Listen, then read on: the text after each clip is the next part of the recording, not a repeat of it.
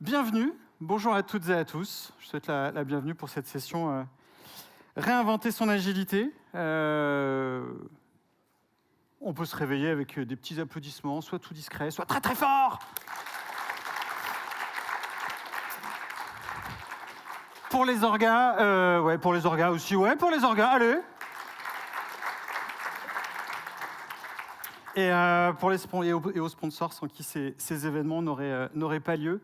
Alors pour celles et ceux, si on ne se connaît pas encore, wow. Sachez que normalement je ne fais pas ça comme ça.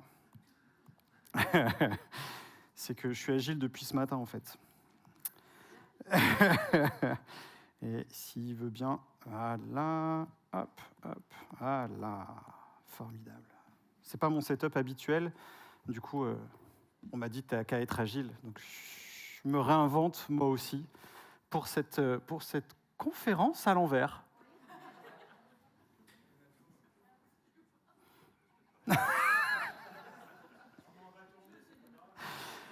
Alors, excellente suggestion du fond. Si tout le monde pouvait se mettre la tête en bas, ce serait merveilleux. Ouais. Bien, très bien. C'est ça, hein, quand on ne maîtrise pas ces outils, c'est incroyable. Bon, dans la vraie vie, je suis un professionnel. Oh là là, c'est un carnage. Dans les démarrages de conférences, sur l'échelle des pires, celle-ci est en 1. Allez, c'est bon, cette fois-ci, je suis tout bon. Donc, je m'appelle Romain Couturier. J'ai monté mon cabinet de conseil qui s'appelle Super Tilt il y a une dizaine d'années. Et on est... je dis on est 2. Mais on est fiers de l'être. Et on travaille autour de 3 thématiques. La première, c'est ce qu'on appelle l'intelligence collective. Donc, en gros, ça, je ne vais rien vous apprendre, normalement. Il y en a un qui ne connaît pas ou une qui ne connaît pas l'intelligence collective? Non? Bon, très bien. Ouais, l'idée, c'est quand même de faire des trucs... le principe de l'intelligence collective, c'est quand même de mobiliser des groupes qui n'ont globalement pas envie de travailler sur un sujet et de faire qu'ils s'aperçoivent de rien et qu'ils prennent beaucoup de plaisir. Je le résumerai à peu près comme ça. Et quand un client dit c'est normal, en gros, c'est à peu près le moment où la mission est réussie. Deuxième sujet pour faire ça, parce que ça, c'est qu'une modalité pédagogique. Des fois, il y a des gens qui n'aiment pas jouer. Eh bien, il y a ce que j'utilise avec vous en ce moment, c'est-à-dire la facilitation graphique. Le principe, c'est utiliser le visuel pour mobiliser l'attention. Quand on a récupéré l'attention des gens, on peut travailler sur la mémorisation, l'apprentissage et la participation. Et puis, mon cœur d'activité, c'est l'agilité. Alors l'agilité, moi j'ai démarré ma première itération, c'est 2007. Je suis autoproclamé coach agile, comme à peu près tous les coachs agiles. En 2012 ou 2011. Oui. Alors après, j'ai eu des variantes sur ma carte de visite. J'ai mis la dernière, là, c'est facilitateur systémique. Je trouvais ça sympa. Tout le monde me demande à quoi ça ressemble. Et là, je me demande si je ne vais pas mettre, je sais pas, agitateur d'organisation, ergonome d'interaction, des trucs qui font cool. Mais il y a quand même un dénominateur commun dans tout ça, c'est que au cœur de tout ce qu'on fait, l'idée, c'est vraiment de, voilà, si vous avez vu ma conférence de ce matin, c'est vraiment de mettre le cerveau des gens en mouvement. Et mettre en mouvement le cerveau des gens, ça commence toujours par une question, ça commence vraiment par cette question du soin. Et j'aimerais savoir comment ça va. Ça va? Ça va, Simon? Ça va. Vous allez bien? Ouais? Monsieur qui sourit, ça va? Si tu souris, c'est que ça va. Toi, tu dors, ça va bien aussi. Elle est bien, cette salle. Hein. Si tu es au fond, je sais pourquoi tu y es. J'y étais à ta place tout à l'heure.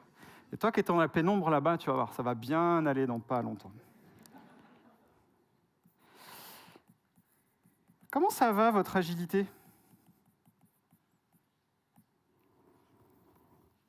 Ah, ça rigole moins, là. Oh, super.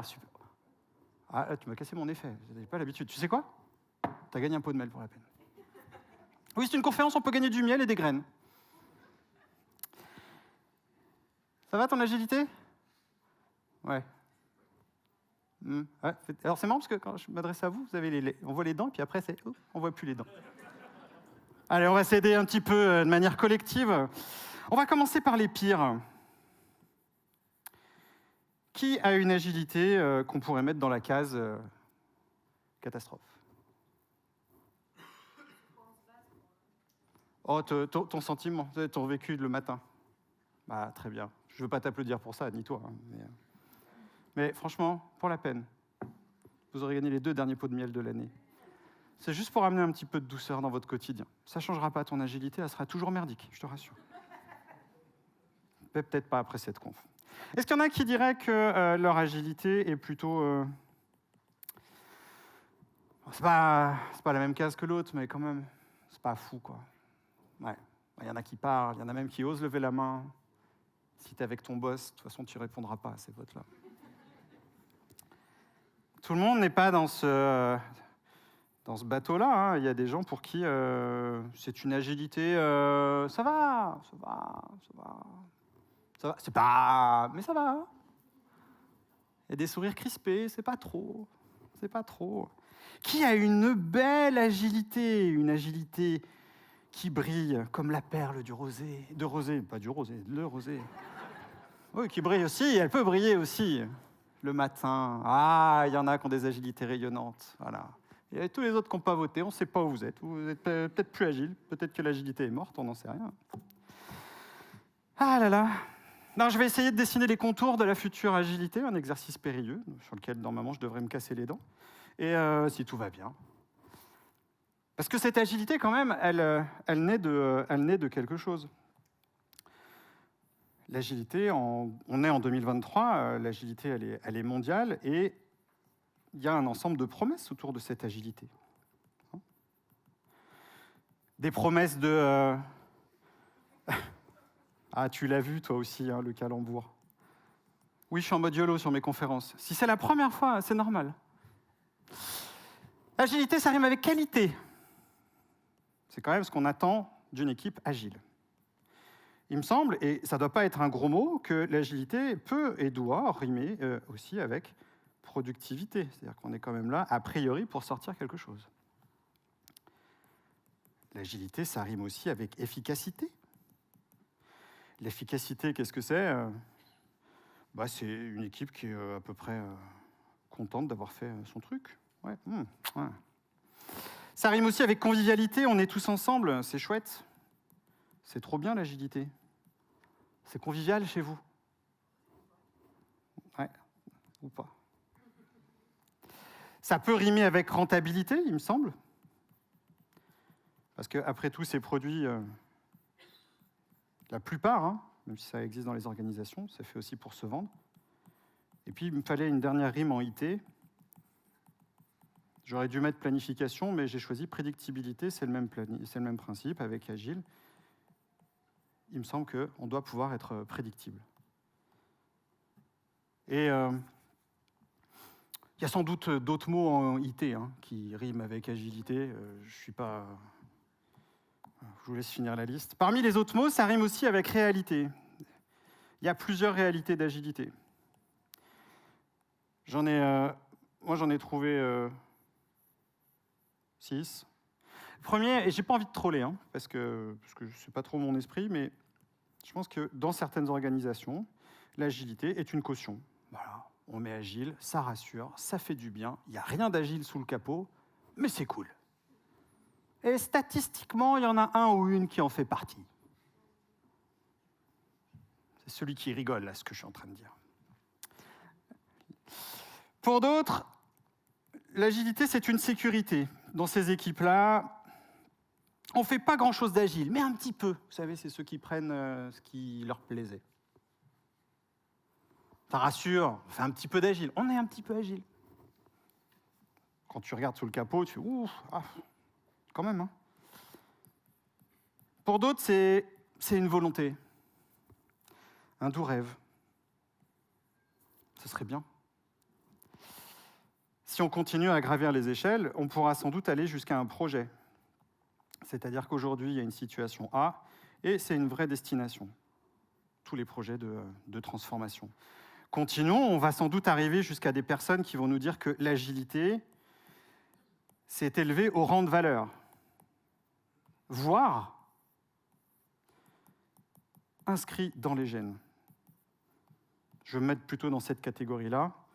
Et on peut comprendre, avec toutes ces réalités d'agilité qui existent, il ne s'agit pas de dire qu'elles sont bonnes ou pas bonnes. Par contre, quand elles se rencontrent, on peut comprendre que ça clash.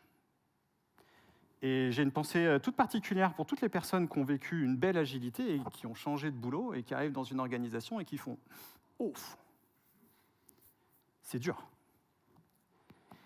Mais agilité, ça rime aussi avec un autre mot. Avec absurdité. Alors, dans la toute première version de cette conférence, j'avais mis les agilités pourries.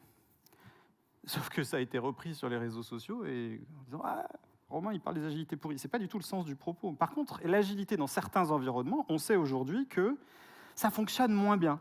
Voilà. Si par exemple, je mets de l'agile dans un environnement no limit, c'est un peu comme si j'investissais dans l'inefficacité générale. Alors les environnements no limit, c'est quoi? C'est lorsque vous faites un atelier de priorisation et que les gens vous répondent « Ah, ça c'est prioritaire ». Mais ça aussi. Tu rigoles, hein? Et ça aussi. Alors, tu as tout en P1. Du coup, tu fais un atelier pour avoir les PP1. Alors, ça doit être des priorités avec une cape rouge qui fonctionne comme ça, et ça marche pas trop. Si tu mets de l'agile là-dedans, je peux t'assurer que ça va être pire. L'agilité, ça marche pas dans les environnements low limit. Ça marche très très mal. C'est pour ça qu'on met des limites. Le no limit, c'est un peu le paradoxe de l'efficacité. De croire que sans limite, on va être efficace, y compris avec de l'agile. Non, non. Mais on peut faire pire. On peut avoir des environnements, moi je les appelle les environnements multi-tout. Un environnement multi-tout, c'est lorsque vous avez des personnes qui sont sur plein de sujets à la fois. Ils peuvent être multitâches, multi-projets, multi-sujets. C'est peut-être le cas parmi vous. C'est ceux qui font la grimace. Et c'est quand même prodigieux parce qu'à avoir des gens multi, on a quand même réussi à créer des systèmes où on épuise des gens compétents. En les privant d'un seul élément, c'est qu'à tout faire, ils n'ont plus ce sentiment de satisfaction. Terrible quand même. Alors l'agilité là-dedans, c'est pas parce qu'on est agile. On peut être un peu multi, mais juste un peu. D'autres absurdités qu'il va falloir réinventer, ce sont les environnements où il y a des dépendances. Les dépendances entre les équipes, les dépendances à des systèmes tiers. L'illusion qu'on continue d'entretenir, même si on le répète, même si on sait le démontrer, c'est que la somme des optimums locaux ne formera jamais un optimum global. Mettez de l'agilité dans un système qui vit beaucoup de dépendances, c'est très compliqué. Je ne dis pas qu'on ne peut pas avoir de dépendance, mais l'agilité, avec toutes ces dépendances, c'est quand même dur. Alors, quel bilan? Si on faisait ce bilan, calmement, en se remémorant chaque instant, parler des histoires d'avant, comme si on avait 50 ans. Si tu as la ref, c'est qu'on a les mêmes goûts musicaux. Si tu ne l'as pas, tu vas chercher Neg Marron. Ça n'a aucun rapport avec la conférence, mais j'avais envie de la placer comme ça. Si on est français, on va regarder le verre à moitié vide, et moi j'ai envie de le regarder à moitié plein. Où en sont les équipes aujourd'hui? Est-ce qu'on serait capable de faire un retour arrière de l'agilité? Si on demande à des équipes, malgré les réalités et malgré tout ça, qu'est-ce qu'on a réussi? Finalement, à peu près tout. Aujourd'hui, l'agilité est bel et bien là.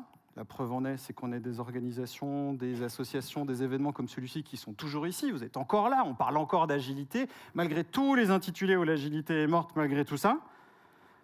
Donc on peut, je pense, formuler l'hypothèse que, on a quand même vachement bien bossé sur les 15-20 dernières années, et que l'agilité est loin d'être morte, elle n'est qu'au début. Donc rien que pour ça, je pense qu'on peut se féliciter de tout le travail qu'on a accompli.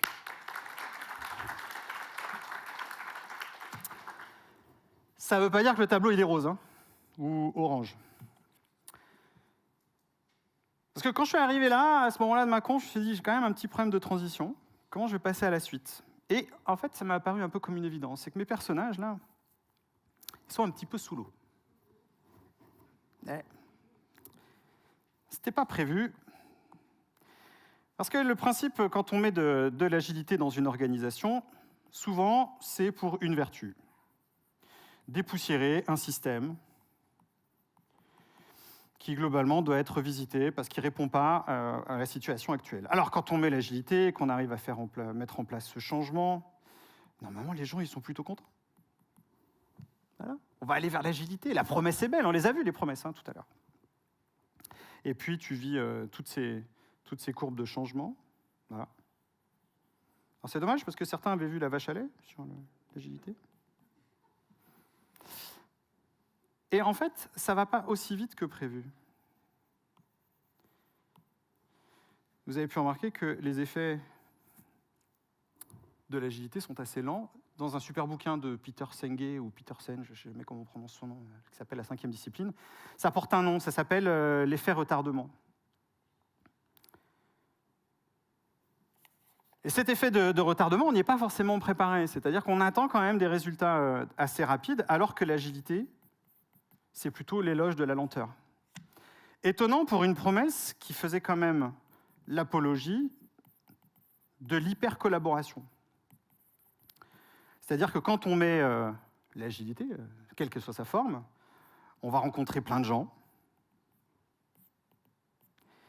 Et quand on met plein de gens ensemble, régulièrement ensemble, sur quoi on tombe?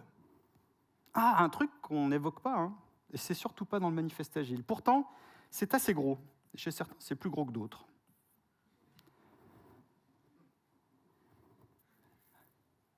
Devinez sur quoi tombent les gens qui sont dans votre équipe. Ils tombent sur l'ego. Et vous tombez sur celui des autres. Alors, pourtant, avec Agile, ça devrait fonctionner, c'est ce qu'on a dit. Avec Agile, Yaka, Faucon, on fait ça, la promesse, c'est tout, quoi. Et ce qui est assez troublant, c'est que depuis plusieurs années, avec tout ce qu'on a pu partager, eh bien, on a développé une forme de pensée magique, c'est-à-dire que l'agilité devrait fonctionner par elle-même, par essence.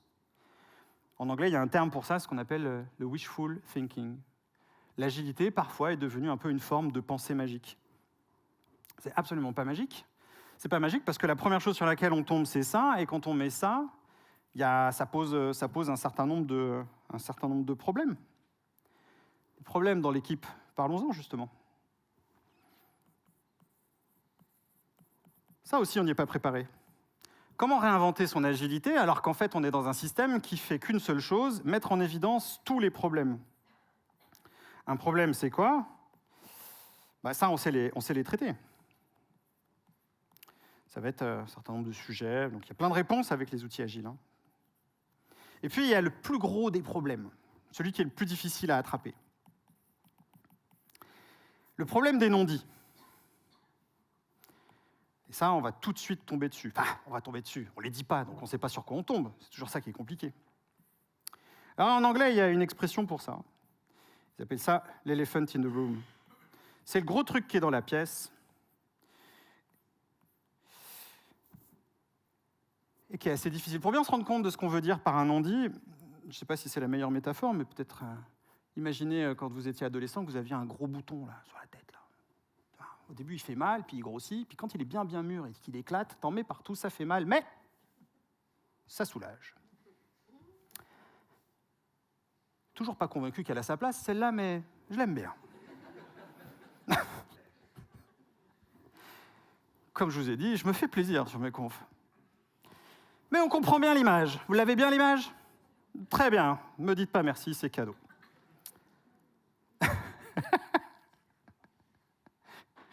Alors, on dit souvent que l'agilité, elle ne résout pas les problèmes, elle les expose. Bah oui, c'est un peu le problème, d'ailleurs. Merci pour l'agilité, c'est ça. Alors, comment on fait pour... c'est quoi la solution? Vous êtes gentil avec l'agilité, mais on fait comment avec ça? Il y a des outils pour ça. Il y a des outils. Ça s'appelle... ça porte un nom. Ça s'appelle le dialogue. C'est le cœur même de l'agilité.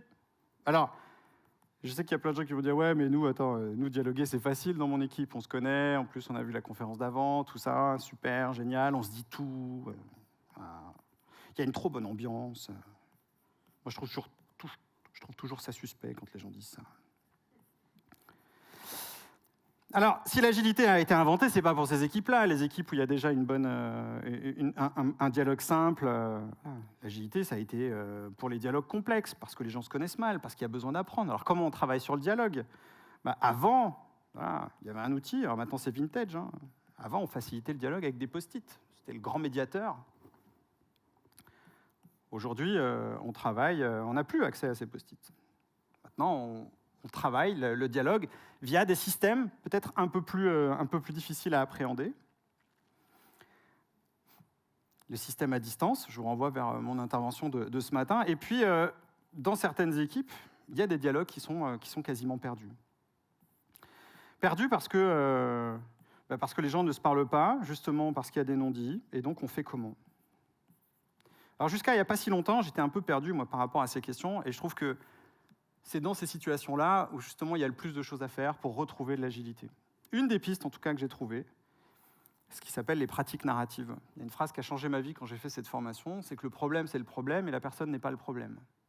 À partir du moment où on comprend ça, on comprend que le problème est beaucoup plus que les personnes, eh bien, ça veut dire que le problème devient un objet commun à partir duquel on va pouvoir poser des sujets. On va pouvoir recréer du dialogue autour d'un élément commun. Et c'est le travail de qui, ça ? Alors, avec ma consoeur Alice Barallon, que j'embrasse au passage, il nous semble que ça, c'est le boulot du maître agile. Je sais qu'à ce moment-là, tu voudrais que j'utilise un autre terme, mais je ne le dirai pas. Parce que je n'ai pas envie de parler de framework en particulier ou de méthode dans cette conférence. Mais il me semble que la personne qui est responsable du dialogue, c'est ce maître ou cette maîtresse agile. En gros, hein, c'est une personne qui est experte en agilité. On ne sait toujours pas vraiment ce qu'elle fait. Alors, qui est-ce que ça pourrait être ? Des coachs agiles. Moi, personnellement, j'y suis assez favorable, vu que c'est mon boulot.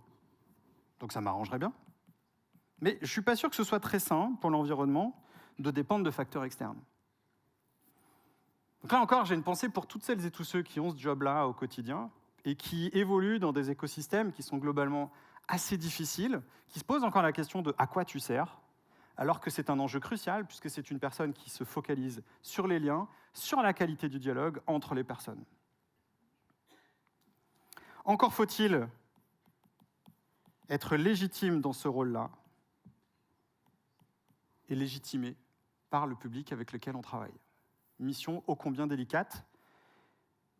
Mais si on n'a personne qui s'occupe du dialogue dans les organisations, qui va le faire ? Alors, maintenant, comment le faire ? Si on imagine qu'on va réussir à en recruter, et c'est déjà le cas, hein, il y a déjà des personnes qui occupent ces missions-là, le dialogue prend sa place dans tous les rituels. Dans ces rituels, on les connaît, hein, il y en a plein, c'est pouvoir répondre à un certain nombre de questions. Qui est présent ? Pour établir le dialogue, il faut que je sache qui est présent. Qu'est-ce qu'on va se dire ? Comment on va s'y prendre ? Et puis peut-être aussi, pourquoi on a ce dialogue ? Et qu'est-ce qu'on est en train de réinventer ? Regardez ça, le QQ au QCP. Quasiment un outil dinosaure à ce niveau-là. En tant que maître agile, il est de ma responsabilité de garantir une chose fondamentale à chaque moment, et c'est pour ça que mon job, c'est d'entretenir le dialogue, c'est de garantir la sécurité émotionnelle. Est-ce que dans vos environnements, la sécurité émotionnelle est garantie à chaque étape ? Est-ce que tout le monde est à l'aise pour exprimer ses non-dits ? Tout à l'heure, le terme utilisé était plutôt sécurité psychologique, mais je pense que c'est à peu près le même principe. Et ça nous appelle à des principes de facilitation. En tant qu'Agile Master, mon job, c'est de m'assurer que dans les rituels, je garantis la sécurité émotionnelle de l'ensemble des intervenants. Je sais qui est là, pourquoi on est là. Et nombre de rituels agiles sur lesquels on passe complètement à côté de l'ensemble de toutes ces questions, c'est peut-être un levier assez simple pour réinventer ou inventer son agilité. Quand on fait si on rassemble tout ça, si on le fait correctement, et l'agilité du coup peut prendre plein de formes. Je parle de rituels, je ne parle pas spécialement de ceux qu'on peut connaître. Il y en a peut-être d'ailleurs qui peuvent être inventés et qui peuvent quand même être agiles. Bien, on va forcément arriver sur des rituels communs. Il y aura toujours à peu près les mêmes.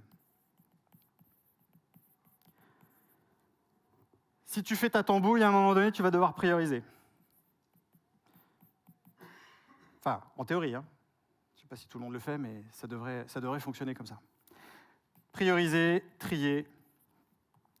Normalement, si on fonctionne bien, après cette priorisation, on devrait la visualiser.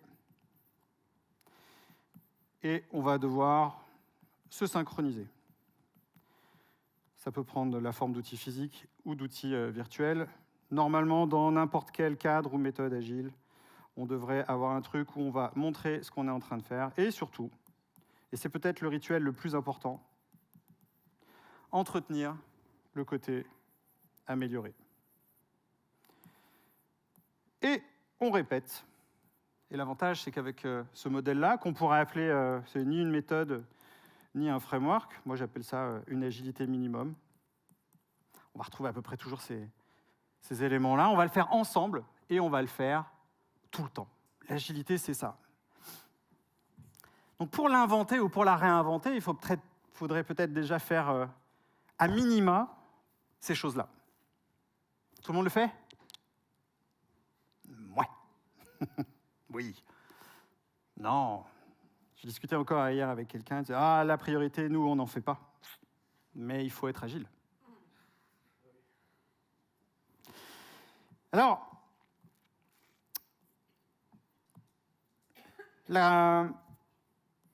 en conclusion, si on réinvente cette agilité, si on regarde un peu les réalités en face, si on accepte que l'agilité est un processus lent qui s'installe, si on accueille l'idée qu'on va pouvoir avoir un maître agile, peut-être entretenir notre dialogue, savoir aussi que c'est un processus lent, travailler sur nos rituels, normalement, cette agilité, elle devrait grandir et on devrait l'aimer. Et en même temps que je regarde un peu cette conclusion, je me dis quand même qu'on est passé à côté d'un énorme truc pendant toute cette intervention. C'est que cette agilité, elle est quand même très auto-centrée depuis le début, très centrée sur ceux qui la font et assez peu pour ceux qui en sont les destinataires. Nos utilisateurs, ceux qui sont censés aimer nos produits, sont peut-être les gens qu'on devrait réinviter dans cette agilité, trop souvent absents, trop souvent peu cités, trop souvent inconnus. Donc l'agilité, c'est merveilleux, c'est beau, c'est bien de l'optimiser, c'est peut-être bien aussi de l'élargir à un panel de population qu'on voit insuffisamment. Alors peut-être qu'on n'a pas le temps de développer ça, je vois le temps qui passe. En tout cas, je peux vous renvoyer vers la conférence ou le replay, la conférence de Simon Jaillet qui passait ce matin, parce que ce sera le prolongement naturel de ça. Et en attendant lundi, peut-être que vous pourriez retrouver votre équipe en vous posant la question « Comment ça va, notre agilité ?» et l'enrichir avec « Et comment vont nos utilisateurs ?» Je vous remercie.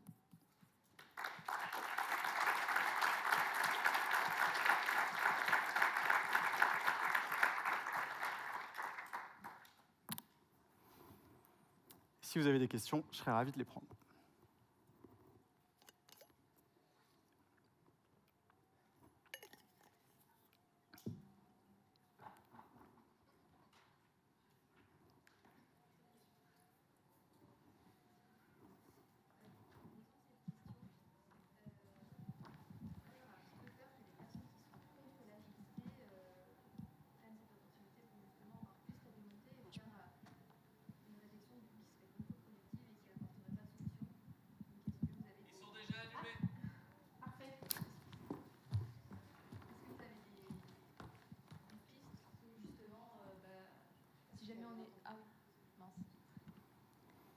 Vas-y, tu peux redire, s'il te plaît? Oui. Alors en fait, en posant cette question de comment ça va notre agilité au sein d'une équipe, moi j'aurais un petit peu peur que si l'équipe est réfractaire, justement, elle saisisse cette opportunité pour démonter encore plus l'agilité et que ça soit contre-productif. Puisque souvent, quand ça ne va pas, il y a des personnes qui sont de base contre et ça ne facilite pas la mise en place de la méthode. Donc du coup, ma question, c'est est-ce que vous avez si on est amené justement à faire ce point, qui peut être très constructif, est-ce que vous avez des pistes pour justement montrer le côté positif et trouver des solutions ensemble? Montrer le côté positif de l'agilité? Oui.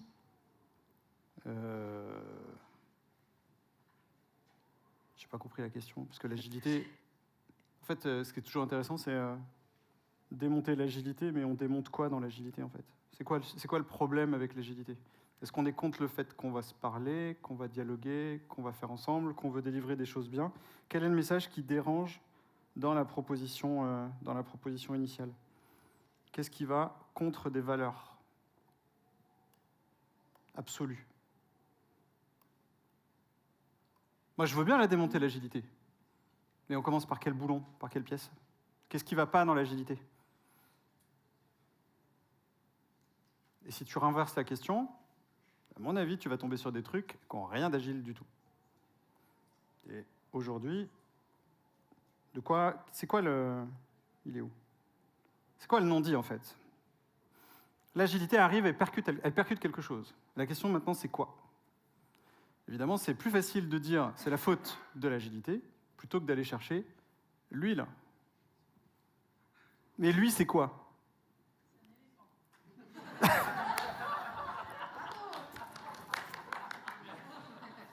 J'ai plus de pot de miel, mais je t'offre des fleurs. Il y en a qui disent que ça coûte cher. Il faut passer beaucoup de temps sur les cérémonies. Bien sûr. De développer. Ouais. Voilà, en général, Et quelle est la question? Quelle est la question associée? C'était qu'est-ce qui est le non-dit Ah, en fait. mais ok, ça coûte cher. Très bien, bah, ne faisons rien, faisons moins cher.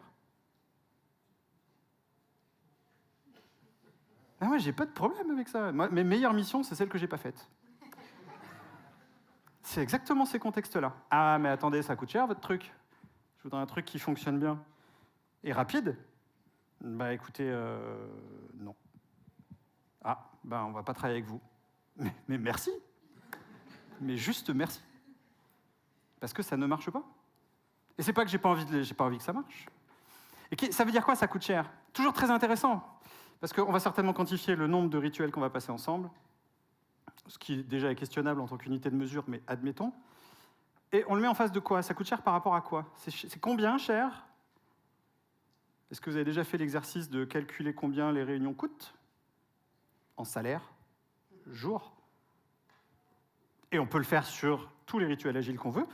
Par rapport à quoi? C'est quoi cher par rapport à quoi? Donc si on n'a pas d'éléments de comparatif, on ne peut pas dire que c'est cher. En fait, ce sont des raisonnements qui ne tiennent pas, ce sont des raisonnements qui sont pris par les tripes, ce sont des raisonnements qui sont logiques. La question c'est quoi la logique? C'est quoi la logique? Au bout d'un moment, je sais plus, un client hier me disait, quand tu achètes du low cost, tu obtiens du low cost. Pas de problème. Mais ce n'est pas la promesse de l'agilité. L'agilité, ce n'est pas low cost. Hein. D'ailleurs, j'ai commencé par l'agilité, c'est de la qualité. Est-ce qu'on sait investir dans la qualité dans notre organisation? Peut-être que non. Et c'est OK. Est-ce que je veux rester dans une organisation qui n'investit pas dans la qualité? Ça, c'est votre question. C'est plus la mienne. J'ai bien pas répondu à ta question? Super, j'en suis ravi. Une autre question? Ou un commentaire qui fait débat? Ça me va bien. Monsieur. Depuis quelques années, il y a des entreprises ou des départements qui font marche arrière. C'est pas au niveau d'une équipe, c'est toute une boîte qui dit l'agilité bof. Ouais. Et ça, tu l'expliques comment? Enfin, c'est à moi que tu poses des questions? Ah ouais, t'as demandé une question. Wow. T'as pas plus petit comme question? Les entreprises qui font marche arrière? Bon, il y a plein de raisons. première, c'est celle-là, c'est que les résultats sont lents. Alors, c'est pas lent dans tous les mêmes types d'organisations, mais il y a des organisations petites où on a des résultats rapides. Les organisations qui sont plus grosses, ça peut commencer à 20-30 personnes, hein, ça n'a pas besoin d'être... Et ben, ça prend du temps. Entre-temps, vous avez des rotations managériales, des différences de vision, il y a des projets qui changent, évidemment. Après, retour arrière sur quoi? On fait un retour arrière de quoi? Qu'est-ce qu'on enlève? Je ne suis pas bien sûr en fait, de saisir... parce que moi, quand je vois des équipes qui disent « Ah, nous, l'agilité, on a arrêté. » Ah ouais, mais pourquoi vous continuez à parler des daily alors? Bon, c'est pas agile en tant que tel, les daily, mais il y a bien des traces qui restent. Ah, mais on est dans Jira. Bah, donc, tu as un tableau. Donc, tu essayes quand même de visualiser ton information. Du coup, tu n'as pas... On se bat contre quoi? Je ne suis pas sûr de comprendre, en fait. Par contre, ce qui est sûr, c'est que les gens, ils ont toujours les mêmes problèmes, ils ont toujours les mêmes questions, et on n'a toujours pas de réponse. Alors, peut-être que le narratif agile, aujourd'hui, il ne fait plus autant rêver qu'il y a 10-15 ans, quand il a été introduit, et que cette belle promesse-là, elle n'a pas été tenue. Ça, c'est possible. Et je pense que si on n'a pas cette promesse-là, évidemment, on revient en arrière. Mais du coup, on a toujours cette attente. Donc, on fait quoi maintenant? On va peut-être revenir à des échelles plus petites. Et c'est pour ça que je prends soin dans cette conférence de ne pas évoquer de framework. Il y a des rituels sur lesquels ça se passe. Et ça peut peut-être s'appeler un copil ou un coproj ou un weekly daily meeting, parce que maintenant on a des dénominations qui partent dans tous les sens. Mais on a besoin de ça. Est-ce que les gens ils sont en sécurité émotionnelle pour parler? Je ne sais pas. Est-ce qu'on priorise? Non. Est-ce qu'on a ça? Ah oui, plein. Moi, à mon niveau, aujourd'hui, je ne fais plus de Scrum. Parce que Scrum, c'est plus possible dans les organisations dans lesquelles on m'appelle. J'ai du no-limit, du multi-to et de l'ultra-dépendance. Et là-dedans, on veut de la flexibilité. Ben non, en fait. Et ça se retrouve après dans la qualité logicielle. C'est-à-dire que les logiciels sont à l'image de ça. C'est la loi de Conway. Si vous ne la connaissez pas. Les applications sont à l'image du modèle de communication interne. Voilà. Donc il ne faut pas être surpris s'il y a de la dette technique quand on a un environnement qui est comme ça. Et ça, à déboulonner, ça prend du temps. Parce que se mettre d'accord, définir c'est quoi la PP1 sur que des P1, ça s'appelle apprendre à faire le deuil. Et c'est ça qui se cache derrière. Et si on n'a pas de facilitateur ou de maître agile pour nous aider à apprendre à faire le deuil, on n'y arrivera pas. Mais notre agilité qu'on abandonne, on était où là? Des agilités qui sont des vrais projets, des valeurs, des ADN, il n'y en a pas beaucoup des organisations qui les abandonnent. Souvent, l'agilité qu'on a abandonnée, c'est plutôt celle qui est par là. Donc bon, on n'a pas abandonné grand-chose non plus. Faut se détendre. Et entre une démo qui ne marche pas et une démo qu'on arrête de faire, il n'y a pas beaucoup d'écart. Entre une rétro, on se dit toujours les mêmes choses, on en a un peu marre, et celle qu'on fait tous les 3 mois, ça ne change pas grand-chose. Donc, ce n'est pas un gros abandon. Voilà. Ça répond? Une autre question?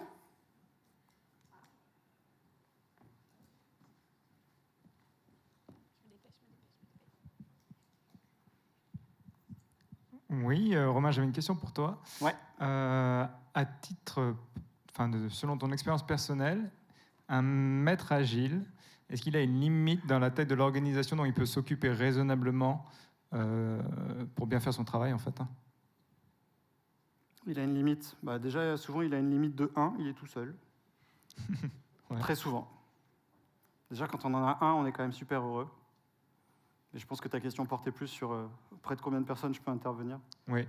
Une équipe, plusieurs équipes, est-ce qu'il y a même une limite où tu sens qu'à un moment donné, ça commence à être... ça dépend comment ça va dépendre comment tu vois ton métier, ça dépend comment tu interviens. Je pense qu'il va y avoir toutes les réponses. Moi, je vais répondre pour moi. Aujourd'hui, je peux m'occuper d'une dizaine d'équipes en parallèle. Par contre, mon approche de coaching fait que c'est de la recherche d'autonomie. Là où je sais que j'ai d'autres confrères qui vont faire du plein temps pour une équipe. Donc, entre les deux, il y a ta réponse. Ouais, super. Mais ce n'est pas les mêmes approches, ce n'est pas la même façon de travailler, et je pense que cette réponse-là serait questionnable, discutable, objectable. Merci. Une dernière question? Madame?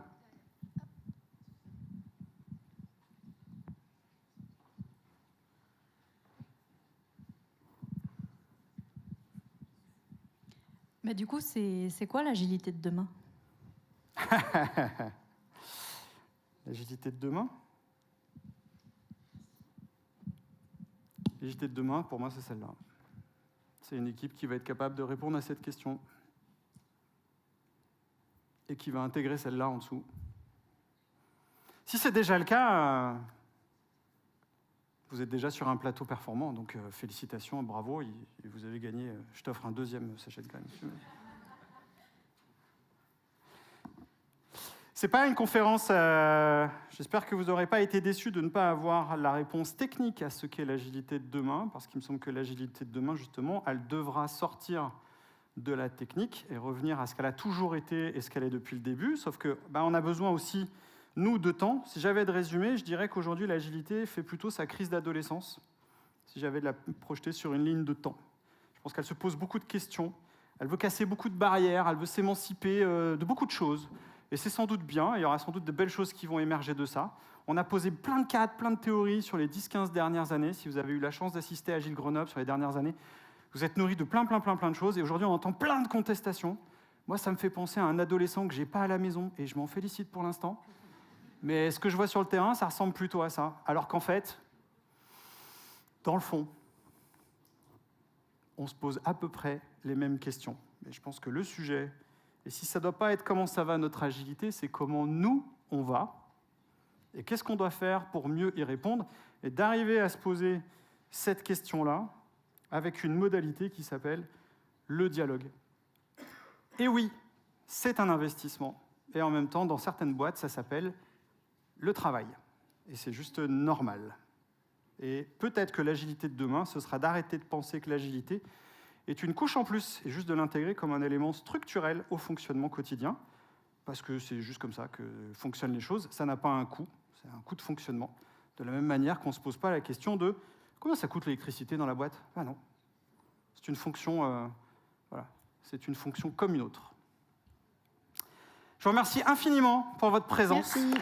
Et je vous souhaite une belle journée et un bel Agile Grenoble.